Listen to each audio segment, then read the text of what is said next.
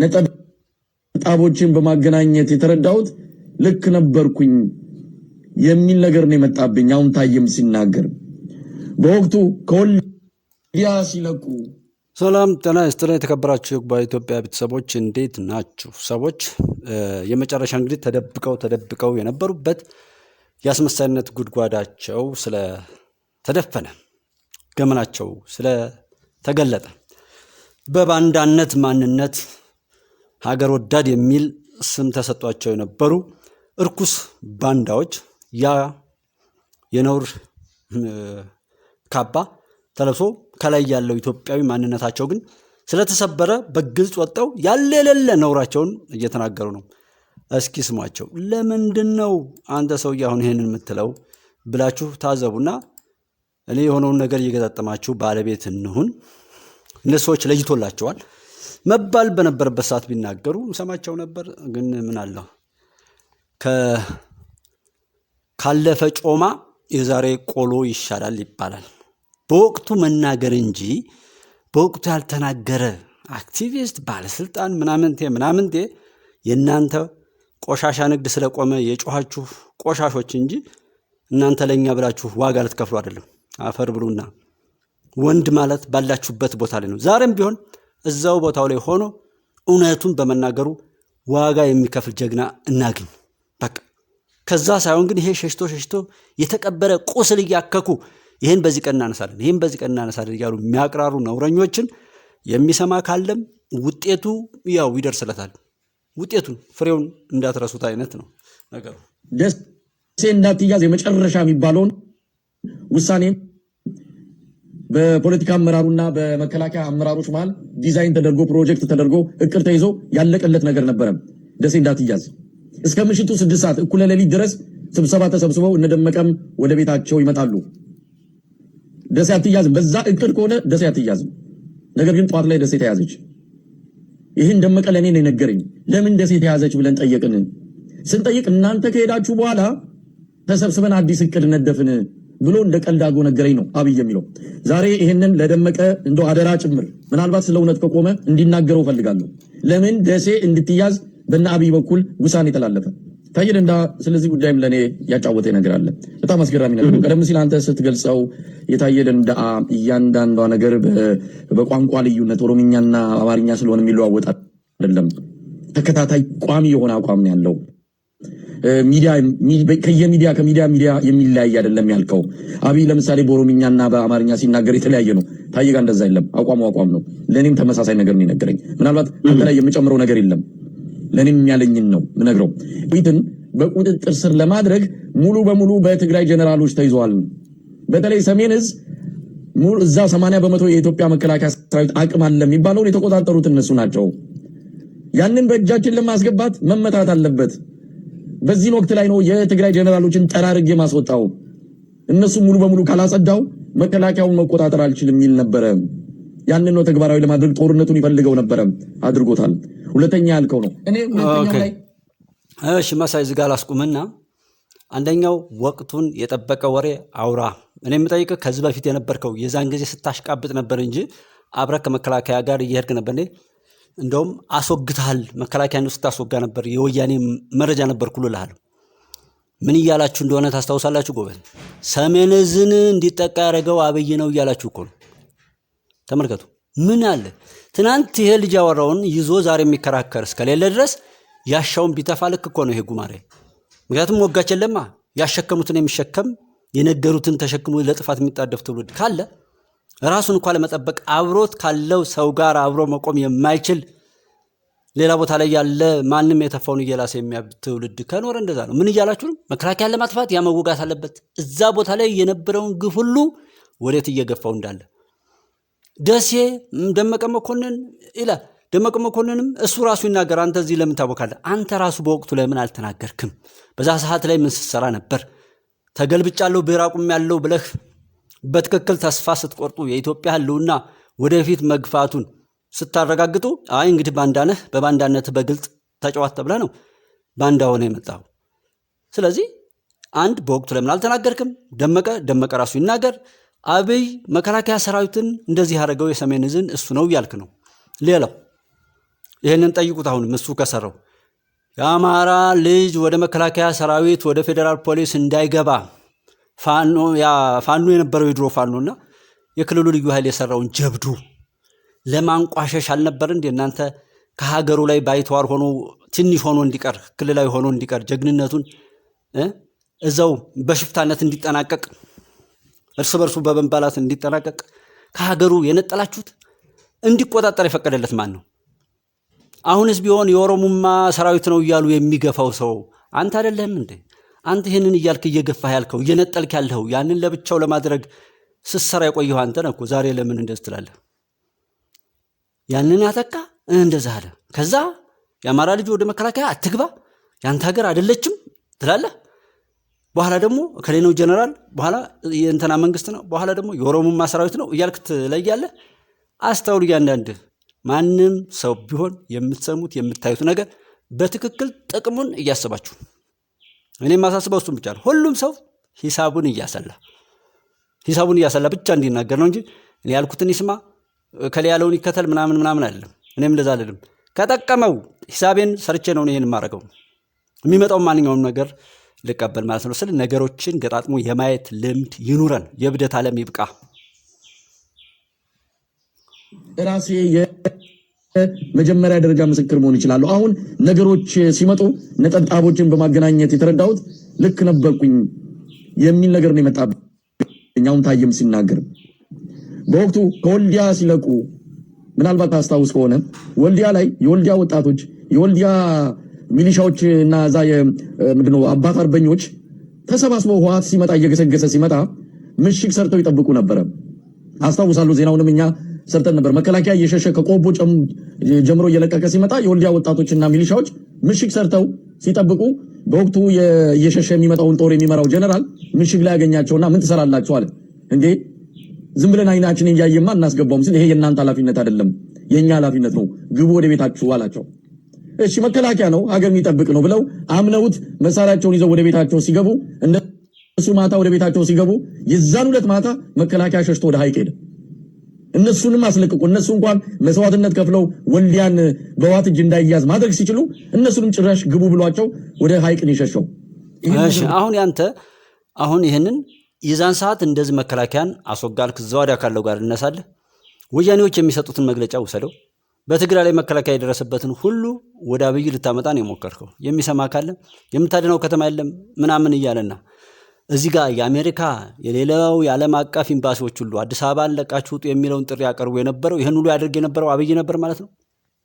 ማለት ይህን እንኳን አገጣጥሞ ማየት የማይችል ቀሽም ካለ ምን ችግር አለው ቢሰማህና በአንተ ተጠልፎ ቢወድቅም አያሳዝንም ማለት ነው።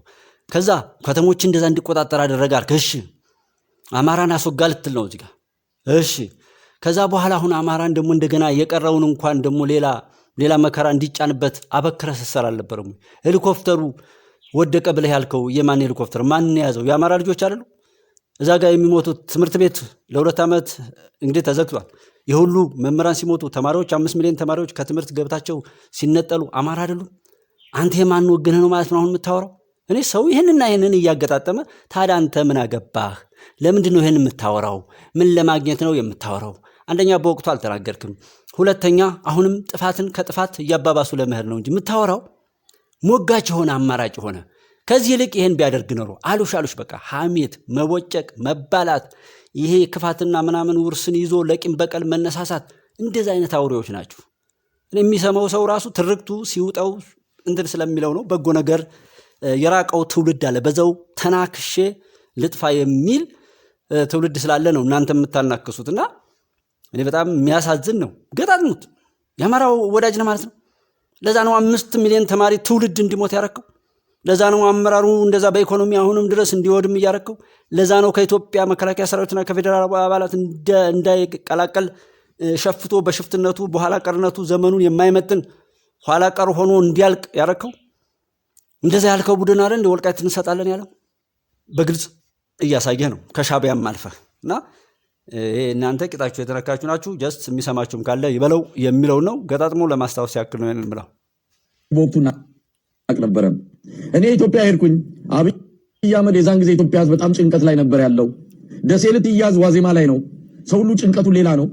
ምናልባት ሁሉ ጊዜ እያልኩት አንድ ቀን ከጠቅላይ ሚኒስትሩ የሚል አንድ ዝግጅት እያሰናዳው ነው። በተለያየ መልኩ ስላልተመቸኝ የተሟላ ነገር ማቅረብ ስላልቻልኩ ነው። የዛን ጊዜ ከአብይ ጋር ተገናኝተን ነበር በአካል ደሴ ልትያዝ አካባቢ። እንደውም የሆነ ጉብኝት ወስዳለሁ ሲለኝ ማታ ነግሮኝ እኔ ያሰብኩት የሆነ ካምፕ የሆነ አንድ ቦታ ላይ ጦሩ እያደረገ ያለውን ዝግጅት፣ ምክንያቱም የሁላችንም ትኩረት ደሴ እንዳትያዝ ነው። በጣም ዓለም አቀፍም ትኩረት ነበረ።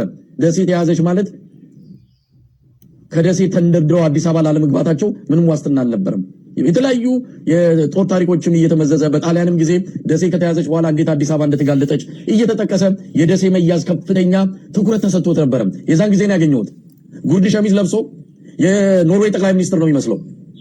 ይዞኝ ሄደው በሰቃ ሐይቅ ነው። በጣም ነው የደነገጥኩት። የዛን ጊዜ ነው በነገራችን ላይ ከአብይ አህመድ ጋር የተፋታሁትም። እንዲህ ጭንቀት ውስጥ እንደዚህ ብጥ ውስጥ ሆነን እሱ ትኩረቱ ሌላ ጋር ነው እንዳልከው ስለፈለገውም ባይ ዲዛይን ይሄ የህወሓት ግስጋሴ እንዲቀጥል ፈልጓል። ባይ ዲዛይን እንደዛ ከሆነ እንደዛ አሁን ከህወሓት ጋር እሱ ነው እንደውም የሚያደረገው ትላለህ። አሁን እኮ የሁሉ ነገር አድራጊ ፈጣሪ ዶክተር አብይ ነው ማለት ነው። ሰው ይችላል ማለት ነው። በነገራችን ላይ አንዱ የምትችለው አዎ ይችላል። እኔ አሁን ለሚዲያ የማይሆን ነገር አለኝ እኔ መናገር የማልፈልገው ስትራቴጂክ የት ቦታ ምን እንዳለና በዛም ቢሆን ሰዎችን ባሉበት በተቀመጡበት ራሳቸው በፈጠሩት ክፍተት ገብቶ ስራ መስራት ይቻላል። እንኳን አይደለም አንድ መሪ እንኳን በዚህ መከራ በዚህ አሻጥር መካከል ውስጥ ያለፈ መሪ እኮ ነው የጅሉንም የጠንካራውንም የሌባውንም የባንዳውንም የሁሉንም ገመና ያውቃል። እሱ ብቻ አይደለም አብረው ያሉ ቲሞች ጥቂቶች የተንጠባጠቡት እኮ በገንፈልተኝነት ያለ ነገር ተቋቁመው ሌት ተቀን ይሄ ብዙ ቆሻሻ የተጣልባትን ሀገር ያን ሁሉ ለማጽዳት ከመሮጥ ይልቅ በአቋራጭ ራሳቸውን በባንዳነት ለመሸጥ ሞክረው ነው። አብይ አንዲት ቦታ ላይ ሆም ብሎ አቅዶ ተንኮል፣ አሻጥር፣ ዘረኝነትና ኢትዮጵያ ውስጥ እንዳሉ አይነት በሽታ አንዲት ቦታ ላይ አቅዶ ቢሳሳት የዛን ቀን ያበቃል። እኔ ደጋግሜ ነው ይሄን የምነግራችሁ ቢኮዝ እሱ ጋር ያለው ቃል ኪዳን እንደዛ አይነት ስላልሆነ መሳይና መሰሎቹም የሚሉት ለማሳሳት ነው፣ ለማነካካት እና በተዘዋዋሪ ደግሞ አንዴ ዩቲዩብ እየተከተለ ያዘጋል የአብይ መንግስት አሜሪካ ድረስ መጥቶ አሜሪካ ላይ የሆነ ስራ ያሰራል እኛም እንሰጋለን ብሎ የአብይን አቅም እስከ አሜሪካ ድረስ አጠንክሮ አሳየን። ዛሬ ደግሞ ህወሓትንም ያን ጦርነት የሚያደርገው እሱ ነው፣ በሁሉም ነገር ላይ የሚያዘው እሱ ነው፣ ማንም ምጥ ውስጥ ገብቶ እሱ ደስተኛ ነው ይላል። እሱ ደስተኛ ውስጡ ቢናደድም እንደ መንግስት እኔም የማደርገው ደስተኛ መሆን ነው። ቢኮዝ ጦርነት የምታወጁ እልቂት የምታወጁ ኑሮ ውድነት የምታመጡ ሰው የምታፈናቅሉ ለዛ ነገር የምትሰሩት መንግስት ልቅሶ ተቀምጦ ፈርቶ የእናንተ የምታደርጉት መጥፎ ድርጊት በዛ እየተሳቀቀ ኢትዮጵያን ወደፊት እንዳያራምዳት ነው። እናንተ ትገላላችሁ፣ እሱ ያለቅሳል። እናንተ መንገድ ትዘጋላችሁ፣ እሱ እንዲያለቅስ ስትራቴጂያችሁ ያስልሆነ ነው። እሱ ደግሞ ዛሬ ብናለቅስም ይሄን ልቅሶ የምናስቆመው እዚህ ጋር ባለው ግብ አይደለም። ለምሳሌ እዩት እስኪ ዩኤስአይዲ እርዳታውን ሰዱት። ቀድሞ ስንዴ መትከል ምናምን ስንዴ መዝራት ይሄ ዛፍ መትከል የሚለው መርህ ቀድሞ ነው እንግዲህ የመጣው።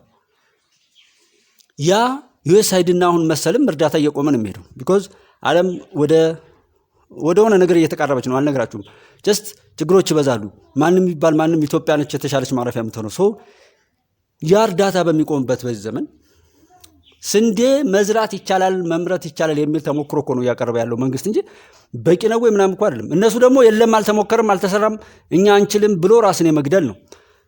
እና መንግስት ዘላቂ መፍትሄ ለዘመናት የተሰራውን አሻጥር የሚሰበረው ለዘመናት ሰርቶ እንጂ በአንድ ቀን አይደለም። የተሰራው እኮ ሰው ላይ ነው፣ ሰብዕና ላይ ነው፣ አእምሮ ውስጥ እኮ ነው የተሰራው። ያን እንዴት ነው በአንድ ቀን ዝም ብሎ በሆነ ነገር አጥቦ ማስለቀቅ እኮ አይቻልም። ለዛም ነው ይሄ ሰው አሁን ከምለቀኝ ይልቅ ብሎ አሁን መሳይ እስከሚሞት ድረስ ብሎ የሚሄደው። ደብረጽዮንን ሞንጀሩንን የሚጠይቀው እስከሚሞቱ ድረስ ሰዎችን መሸጥና ማሻሻጥ ነውር የተባለ ነገር በቃ ጽድቃቸው በዛው መሞት ብቻ ነው የሚችሉት። እና አብይም በዛን ሰዓት እና ሊያለቅስልህ ነው። አዎ ጎርጎራና ሌሎች ዛሬ እስኪታዩ ድረስ በዛ መከራ ጭምር የተሰሩ ናቸው። ያንን መከራ ወዳው በማልቀስ አይደለም የምታስቆመው። ያንን በአንድ በኩል ብታለቅስም በአንድ በኩል ግን ነገን ሊያበራ የሚችል መብራት እያበራ ነው። እና እናንተ ተቃጥላችኋል፣ ባንዳ ተቃጥሏል። ኢትዮጵያ የኢትዮጵያውያን ናት። በዶክተር አብይ ዘመን ብቻ የምትወሰን ኢትዮጵያ የለችም። በሆኑ ግለሰቦች እድሜ ብቻ የምትወሰን ኢትዮጵያ የለችም። ይህን ሁሉ ሰው ሊያውቅ ይገባል። ዶክተር አብይ መሰረት ጥሏል። ይህን መሰረት እያጎላ የሚሄድ ትውልድ ያስፈልጋል። የብዙዎች ድጋፍ ነው በአብይ ላይ ውጤት የሚያሳዩ። አብይ ግን ትልቁን የባንዳነት ተራራ ደርምሶታል። መሰረቱን ጥሏል። ብታምንም ባታምንም በስመ አብ ወወልድ ወመንፈስ ቅዱስ አሐዱ አምላክ ወይም ቢስሚላሂ ራህማን ራሂም እንደሚባለው አብይ እንደጀመረው አብይ እንደሰራው እያልክ ነው የምትቀጥለው። ወደድክም ጠላህም። ይህንን የዓለምን ሰዎች ጠይቃቸው። የፋው የሸለሙትን ጠይቃቸው። የኖቤል ሽልማት የሰጡትን ጠይቃቸው። አብይን ከሌሎች ስማ። አብይን አንተና አንተን የሚልኩ ሰዎች እንዴት እንደሚፈሩት ያውቃሉና አሁን አንድ የአብይን አቅም ሁሉ ነው የዘረጋኸው። ምንም እዚህ ጋር እንቶ ፈንቶ ነው። ይሄም አሁን መሳይ የሚናገረው በአጠቃላይ ከጠቀም እንኳን አብይ ነው የሚጠቅም። በቃ እንደዛ ነው የማየው። አይነት ነገር ሳይመስለው እዛ ይዞኝ ሄደው ነገር ግን አንስቼለታለሁ። ደሴ ኮሌክቲቭ ይያዝ ነው ስለው እናንተ ከዛ ከውጭ የምትመጡት ይሄንን ሽፍታ ሰራዊት ታገዝፉታላችሁ፣ የአማራ ሚሊሻ ይበቃዋል አለኝ። ይሄ የምናገረው በአንደበቱ የሰማሁትን ሌላ ምስክር ሳልጠቅስ ራሴው መጀመሪያ ደረጃ ምስክር ሆኜ የምናገረው ነው። እንዴ የአማራ ሚሊሻማ መሳሪያ የለውም፣ የአማራ ገበሬ መሳሪያ የለውም ስለው አማራ ክልል ውስጥ 600,000 መሳሪያ አለ። በዓለም ላይ እንደ አማራ ማህበረሰብ የታጠቀ የለም። ማንን ይጠብቃል? ይዋጋ አለኝ። ይሄንን የተናገረው ይሄ አይደለም። ይሄም ሆነ በጣም ደነገጥኩ። በስንተኛው ቀን ደሴ ተያዘች፣ ሁሉ ነገር ሆነና ከአቶ ደመቀ መኮንን ጋር ቢሮ ጠርቶኝ ቤተ መንግስት ሄጄ ነበረ። አንተ ታዲያ የዛን ጊዜ ለምን አላፈነደውም? ይሄን በቃ አማራ እንደዚህ ብሎ እያጋፈጠ ነው ብለህ ባለህ መሳሪያ እንዳለህም ተናግሯል። አንተን አውቆ እንደዚህ ሊያደርግ ነው ብለህ ይሄንን በዛን ሰዓት ለምን አላወራኸውም? አንተ ራሱ ለዛ ነው ይሄ ነጥብ ብቻ ምንም ነገር ያንተን ቆሻሻነት የሚገልጥ እንጂ የትኛውም ቦታ ላይ ዛሬ ለምን አወራ? ዛሬ በዘመነ ድሮን ወቅቱንም አዎ ባለው በድሮ በነበረው ላይ አላው። ግን ያም ሆኖ ዘመኑን የሚመጥን ስራ እንዳይሰራ አማራ የሚባለው በዘመን ኋላ እንዲቀር ለሌላው ኮምባይነር ትራክተር ሲሰጠው ለአማራ ደግሞ ከፍተኛው ብሬንና ድሽቃ ነው።